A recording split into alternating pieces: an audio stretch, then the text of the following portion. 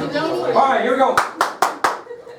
All right, yesterday, we were getting kind of exciting. I'm going to back up just a little bit. So get in your notes marker, and we'll get rolling here.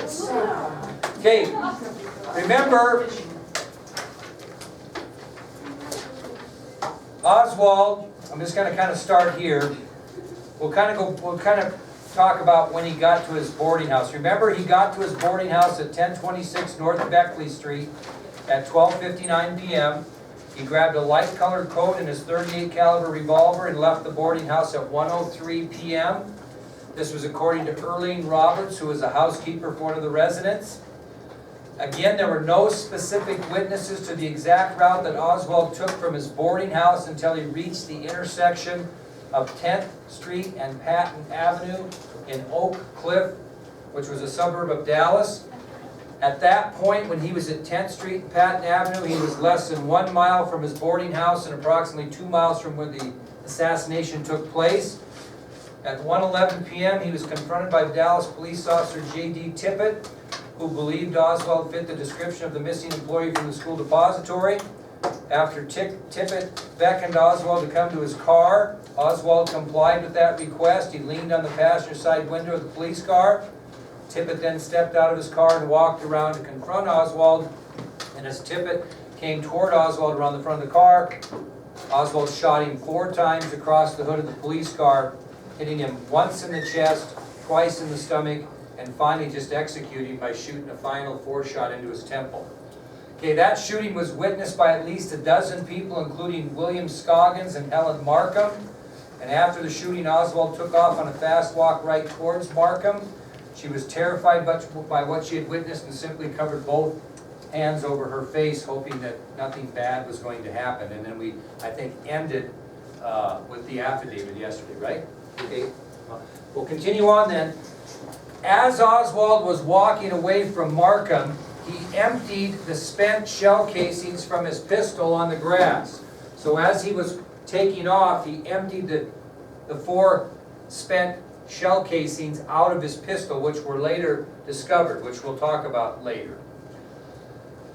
Now, the next person to see Lee Harvey Oswald was a guy by the name of Ted Calloway. Ted Calloway. Okay? And Ted Calloway was the owner of a used car lot that was located on the corner of Patton and Jefferson Boulevard. So again, Ted Calloway was the next person to see Oswald. Calloway owned a used car lot that was stationed on the corner of Patton and Jefferson Boulevard. Now, it wasn't unusual in those days, now we have car dealers, but there were a lot of used car lots around America, and they were just kind of homegrown things, and they were set at certain places, and they didn't fix cars, they just sold used cars. They didn't sell new ones, they just sold used ones. A lot of people did that at that time. And Calloway was the owner of a used car lot at the corner of Patton and Jefferson Boulevard. Now, when Calloway was there working, he heard the shots, the gunshots, and so he ran towards the sound of the firing, okay? And on his way to 10th and Patton, who did he run into? Oswald.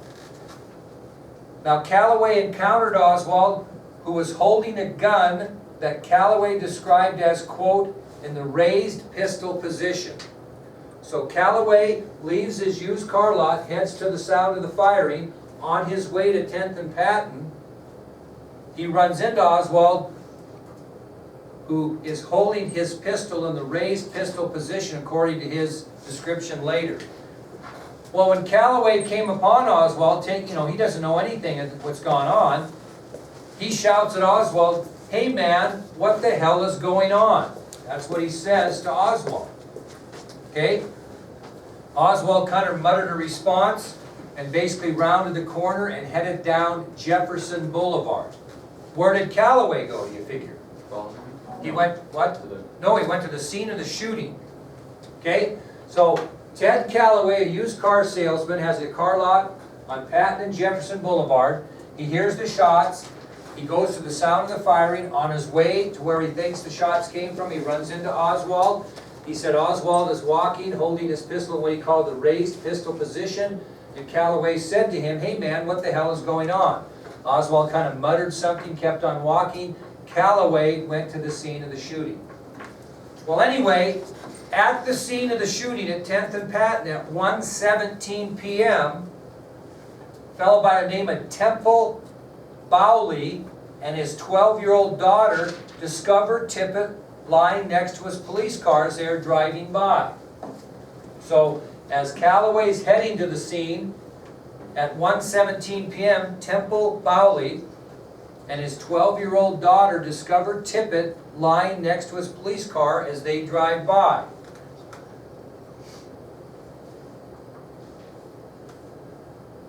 Well, he stops and leaves his daughter in the car and confronts a man who's in the police car trying to use the police radio, but he doesn't know how to do it. Okay, so picture that in your mind. Temple Bowley and his 12-year-old daughter driving by. They see the officer lying on the ground. They pull over. He leaves his daughter in the car. He heads to the police car, and there's a man in the police car trying to use the police radio to get help, but doesn't know how to use it. Here's Temple Bowley, by the way, right here. That's obviously a later picture of him. Okay? Well, Bowley had experience using the CB radio, which were kind of popular at that time. So it was Bowley who got on the police radio and called in the location of the fallen officer. Then he basically got in his car and left with his daughter as who arrived? Police? No? Ted Calloway. Okay? So picture that in your mind. Bowley gets on the police radio. He knows how to work it. He makes a call in. He tells us where the location the fallen officer is. Bowley and his daughter leave, and Calloway arrives at the same time at Tippett's car. So, not knowing that Bowley already used the police radio, Calloway gets on the police radio and was told by the dispatcher that somebody already called in the shooting and to stay off the radio. So they had the same type of thought. So if you can picture in your mind, Bowley taking out his daughter, he's called in, Calloway comes, he doesn't really know what Bowley's done, so he gets on the police radio and calls for help, and the dispatcher basically tells him, the police are on the way, somebody's already called, stay off the radio. Okay? Now this is where it gets kind of crazy, and you can tell it's 1963. What does Calloway do next? He picks up Tippett's gun off the ground that was still laying there and hails down a taxi cab. Okay? So Calloway then picks up Tippett's gun, which is still sitting there, laying right next to him. He hailed down a taxi cab. And guess who the driver of the taxi cab is? William Scoggins, who we mentioned before, that was a witness with Helen Markham. So he and cab driver Scoggins drive all over the neighborhood looking for the murderer. Because he knows what he looks like, doesn't Calloway? Because he saw him. So picture that. Calloway gets on the radio of the police car. He's reporting this. They say, hey, it's already been reported. Police are on the way. Stay off the radio. He picks up Tippett's gun that's laying right next to him, hails down William Scoggins in his taxi cab, and they drive around the neighborhood looking for Oswald. Okay? I'm going to pass this out to you. This is affidavit. On the front is Helen Markham, and on the back is Ted Calloway. We may not read all of these. I just want you to have them. These are pretty good. And again, for those of you who weren't here yesterday, these are the original copies of the original affidavits that Iris got from Jim Lavelle, who was the guy that was handcuffed to Oswald when he was shot, which will be later in our discussion. These are signed affidavits.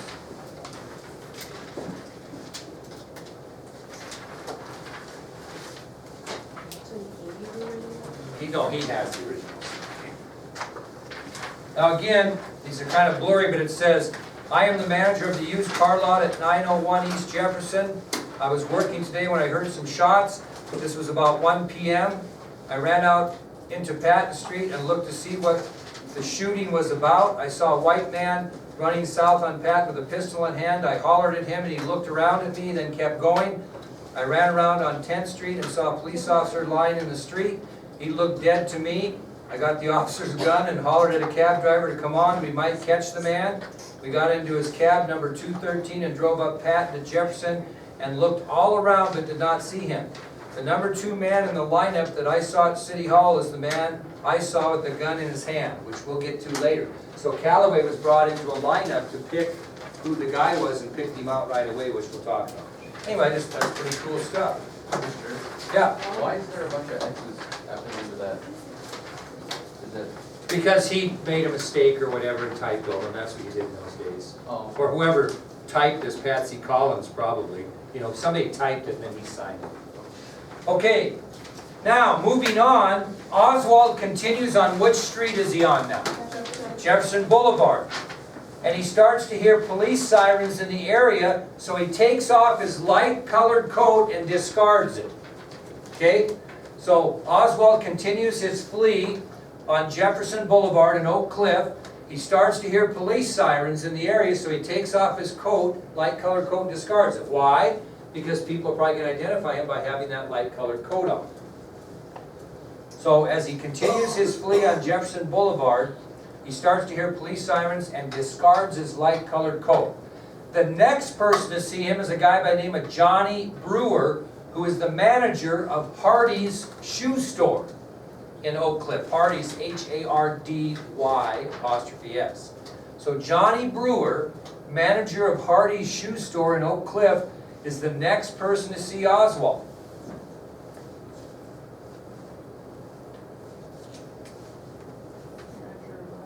Hardy's shoe store.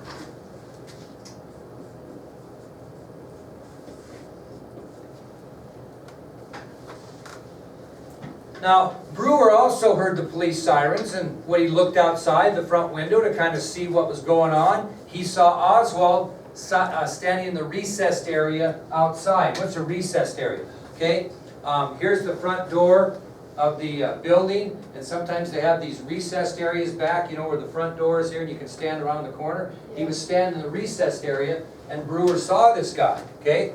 So when he looked out the front window of the store to see what the sirens were about, he saw Oswald standing in the recessed area. Now, Brewer was later quoted as saying about Oswald, quote, "He looked scared and his shirt tail was not tucked in as if he had been running." Okay, that was the comment he made. Well, Oswald then, from that recessed area, decides to walk down the street. So Brewer steps out of the shoe store and watches him walk right down the street. Well, down the street is the Texas Theater, which is a movie theater. Okay? And Brewer steps out of the store and he watches Oswald walk down the street and enter the theater at 1:45 p.m. So Oswald kind of comes around. He gets in the recessed area in front of Hardy's shoe store. Johnny Brewer noticed this guy looks like he'd been running, looked like he'd maybe been shaken up a bit. So when the guy took off, Brewer just stepped out the front of the store and watched him walk right down and go into the Texas Theater at 1:45 p.m. Now the Texas Theater was showing a double feature movie that day. One was War is Hell, and the other one was Cry of Battle. This is a copy of the movie poster from that movie that was shown that day. So during this time, the Texas Theater was showing a double feature movie, War is Hell, which is the movie promo there, and Cry of Battle. That'll make sense to you when you see some video of this. Okay? Now, before we get into what happened, I'll give you a little side note. War is Hell was a Korean War drama, and it starred Baines Barron. That was the actor, Baines Barron. Okay, and you can see his name right here. And this is him right there. But it was a Korean War movie starring Baines Barron. The ironic thing about Baines Barron, the lead actor in the movie War is Hell, is he shared the very same birthday as President Kennedy. So, just a little odd note there, it's kind of something. So, the double feature showing at the Texas Theater is War is Hell and Cry of Battle. War is Hell starred Baines Barron, who's on your ID sheet, and the ironic thing about that is Barron, the actor, had the same birthday as the president. Exact same birthday.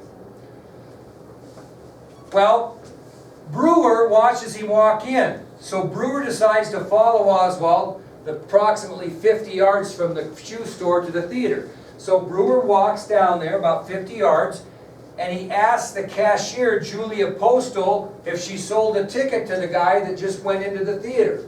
Okay? So he walks 50 yards down to the Texas Theater, and he confronts the cashier, that's the person that sells tickets, her name was Julia Postal, and say, hey, did you sell a ticket to that guy that just walked in there? And she said what? No. No. Why didn't she notice Oswald go in there? Same thing. Sirens started coming. She was listening to the portable radio about the Kennedy assassination. She walked out of the ticket booth and went out down the street and kind of looked to see what's going on, and he snuck in right behind her. Okay? So, again, Brewer asked cashier Julia Postal if she had just sold a ticket to a man that had gone in the theater. She didn't notice Oswald because she had left her ticket booth and went to the curb in front of the theater to see what was going on as she was listening to the happenings on the radio of the Kennedy assassination. Another guy that didn't see him was Warren Butch Burroughs. Here's a picture. This is a very rare photograph. There's Warren Butch Burroughs right up there, top. He was stalking the concessions, the candy shop. And he had his back to Oswald, and he didn't see him either when he walked in.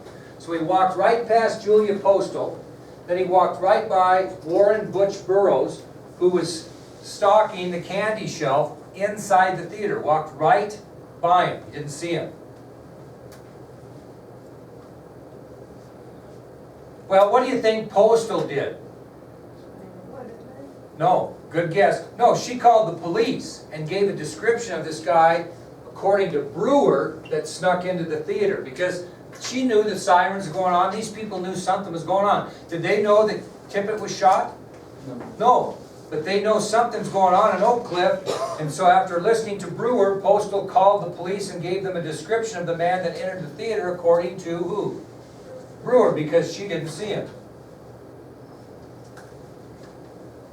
Now, why did police immediately converge on the Texas Theater?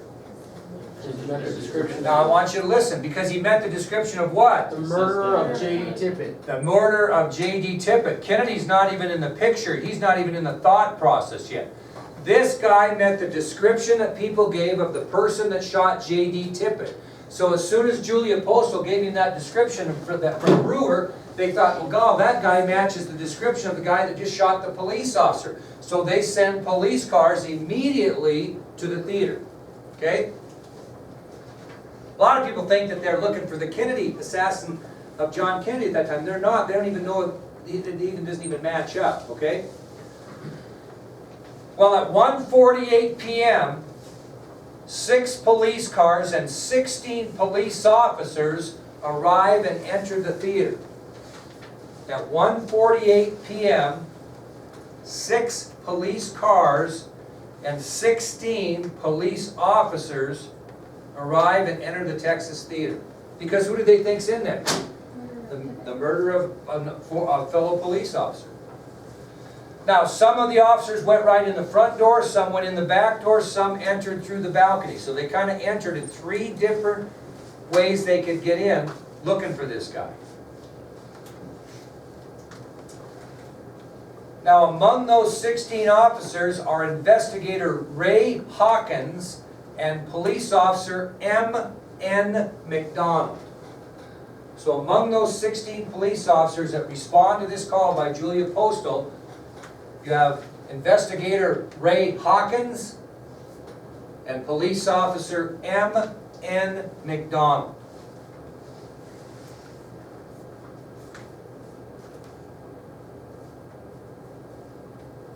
Now, picture this in your mind, write it down if you want, we can come back to it. Where's Brewer? He's back behind the stage by the back exit door. That's where he's at. He walked in and went to the back of the stage by the back exit door. He hears noises outside the door. So what does he do? He opens the door, and Officer Hawkins grabs him and held a shotgun right to his head. Because they don't know who this guy is, right? So Brewer's at the back door of the back door of the theater by the exit door on the back of the stage. Hears noises, opens the exit door, and Officer Hawkins grabs him and holds a shotgun right at him. Well, Brewer's a little nervous, so he identifies himself, and Hawkins asks him, "Is the man still in the theater?" Brewer said, "Yes, he is."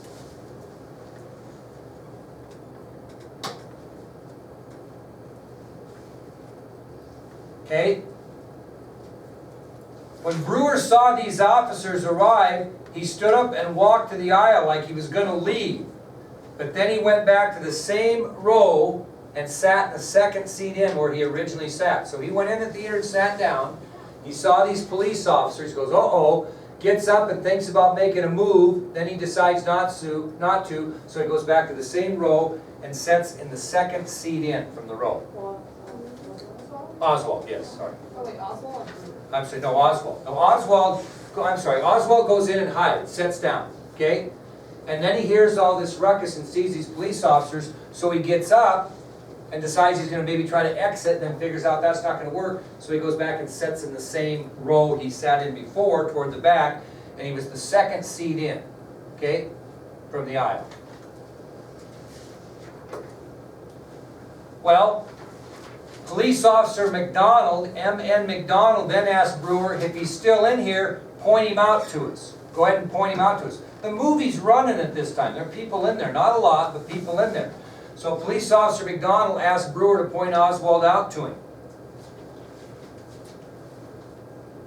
So Brewer goes to the front of the stage, just like I would, and he's looking back like this, and pretty soon he sees Oswald, and he just points him out. There he is right there. Points him out to McDonald. So Dallas Police Officer M.N. McDonald asked Brewer to point Oswald out to him. Brewer pointed Oswald out from behind the curtain in front of the stage. Said he was sitting toward the back, pointed him out. So Officer Hawkins walks up the right side of the theater aisle, and Officer McDonald approaches Oswald from the left side. So if we look at these as the rows, who's over here? If we're setting this way, Hawkins is over here. That's right for you. That's what, no, that's what I'm saying. Okay? Hawkins walked up the right side. So I'm Hawkins, I'm going up the right side. I'm on this side. Okay? And McDonald is on the other side. At 1:50 p.m., McDonald gets next to Oswald just like this, and he asks him to stand up. So just like if Dalen was Oswald, McDonald come up and Hawkins is over here. McDonald gets up next to Oswald and he asks him to stand up. 1:50 p.m. asks him to stand up. He still have his gun. We'll talk about that. This is pretty incredible. Well, when McDonald asked Oswald to stand up at 1:50, Oswald stood up and blurted out, quote, "Well, it's all over now." So he stands up, he says, "Well, it's all over now." He turns and punches McDonald in the face and reaches for his handgun that's in his waistband and pulls it out and points it at McDonald. So McDonald at 1:50 tells Oswald to rise, stand up. He does. He blurts out, "Well, it's all over now," punches McDonald in the face, and pulls his pistol out of his waistband. Well, McDonald, as he's kind of pull out your so here he is. McDonald, seeing that, grabs him, and he grabs his handgun. And just as he grabs his handgun, Oswald fires, and the hammer comes down and catches McDonald on the thumb and keeps the shot from going off. Otherwise, he shoots him right in the stomach. So as he pulls the gun, he sees Oswald, he goes like this, trigger pulls, and the hammer hits his thumb. It's McDonald's thumb. And saved him from getting shot. Okay, so we'll back up. So Oswald stands, he says, "Well, what? It's all over now. It's all over now." Pulls out punches McDonald, pulls out his gun, sticks it at McDonald, begins to fire at McDonald, grabs at the gun and catches the hammer on his thumb, between his thumb and his first finger, and keeps the gun from going off. Yeah. Is Oswald right or left hand? Right. Okay? Now, struggle ensues. They had trouble getting Oswald under control. Finally, Officer Paul Bentley reaches back and punches Oswald in the head. Okay, because I mean they're having trouble with this guy. So after a struggle in which police officers are having a lot of trouble getting Oswald under control, Officer Paul Bentley, one of the 16, reaches back and gives Oswald the punch to the head. And that'll be significant later. And you'll pick it up hopefully. What? No, none of that, but. Okay, so finally, Oswald is subdued by the Dallas police in the theater, and he kept saying over and over, "I'm not resisting arrest, I'm not resisting arrest," when he was spending the whole damn time resisting arrest. And that's the thing you'll learn about him, is he says and does weird things that make no sense. So as they're hauling him out of there, he keeps saying, "I'm not resisting arrest, I'm not resisting arrest." Well, yeah, you are. But he must not be able to figure that out. Now, I want to point out, this is pretty cool. Here's a picture of Officer M.N. McDonald, Nick McDonald. You can see where Oswald hit him here. Here's a picture of Oswald, and these are two checks that he wrote in 86 and 87 with his signatures. These are just, he went on with life. He wrote one check to Parker Plumbing and one for Colonial Penn Life, but these are Maurice N. McDonald's or M.N. McDonald's signatures. And there's a picture of him right there. He's the guy. Maurice, but he went by M.N. McDonald. Yeah. Now, Oswald's taken from the theater to awaiting police cars. And as they're taking him to the theater, you got an angry mob of people that are pissed off in front of the theater wanting a piece of him. Why? Because they thought he shot a police officer. Okay? So, they're threatening him harm, and the police put him in the police car and take him to police headquarters in downtown Dallas. Take a breath. Okay? So, now, in the next test material, we're going to talk about what happens from Oswald. The next test material is the interrogation of Lee Harvey Oswald. So this is all we're going with Oswald for this material. Okay? Now we're moving on to events back at Parkland Hospital. Let's go back to Parkland Hospital now, because the last thing you remember at Parkland Hospital is what, Miss Lopez? What's the last thing I told you about at Parkland Hospital? He died, but what happened after? Go ahead. Robert Shaw announced the condition of Connolly. Yeah, Connolly, but we're going to back up because Haley is not far off, because we're really going to take up where Kennedy died, okay? Because there's got to be a plan made, and it's important you know this, okay? This is an affidavit of Julia Postal. I'm not going to take the time to read it. You can read it on your own, but this is Julia Postal's sworn affidavit. And this is a very interesting read here, kids. This is Officer Nick McDonald's account. And I'm not going to read it today, but I think it'd be worth your while to read it. It's pretty interesting on his take on that day. He wrote this and signed it. These guys that were involved in this made a lot of money, especially around the 50th anniversary. Selling signatures and selling statements. Really? Yeah.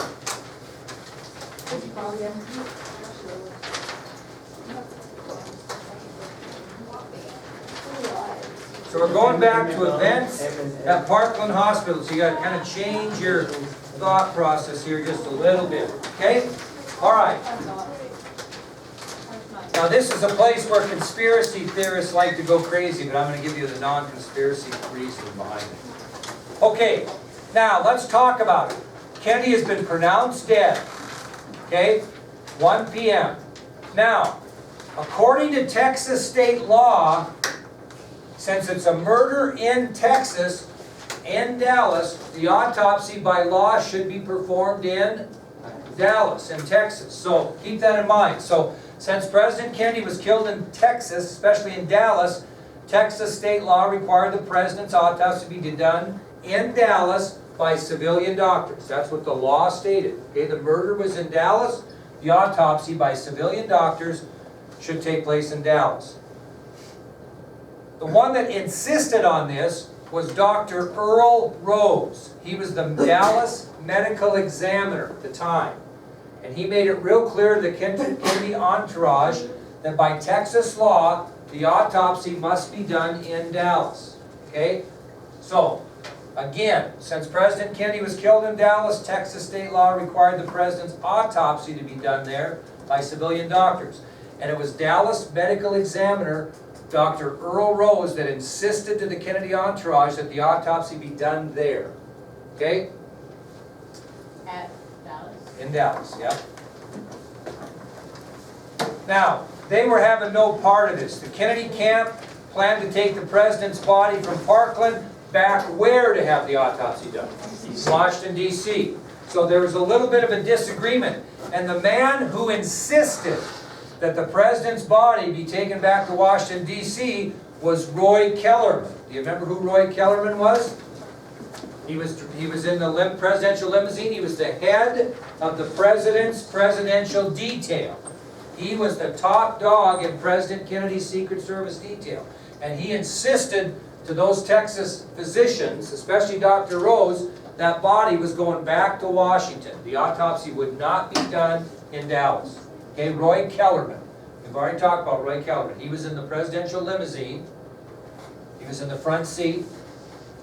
And he was the head of the president's detail, Secret Service detail. He told them, not happening. The body's going back to D.C. Now, he's going to be breaking the law, is he not? But there were 3 reasons why he was taking that body back. Okay? In his mind, no question that body was not staying in Dallas. Okay, what do you think the 3 reasons are that he was taking the body back? For his church funds? What? For his church funds? No? Good guess. Media. Safety for who?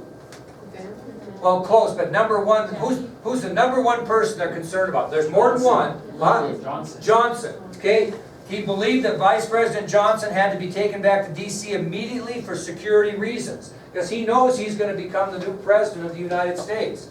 So the first reason why Kellerman's willing to break Texas state law and take the president's body back to Washington is he's got to get Vice President Johnson back to D.C. where he's safe, okay? Because he knows he's going to be sworn in sometime as the next president.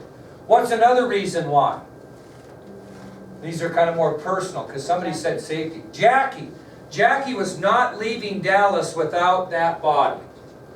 Okay? And who wasn't leaving without Jackie? What? No? Lyndon Johnson. So Kellerman had himself a problem. He had to get Johnson back to D.C. for safety reasons. And he knew that Mrs. Kennedy was not leaving without that body. And he also knew that Lyndon Johnson was not leaving without Mrs. Kennedy.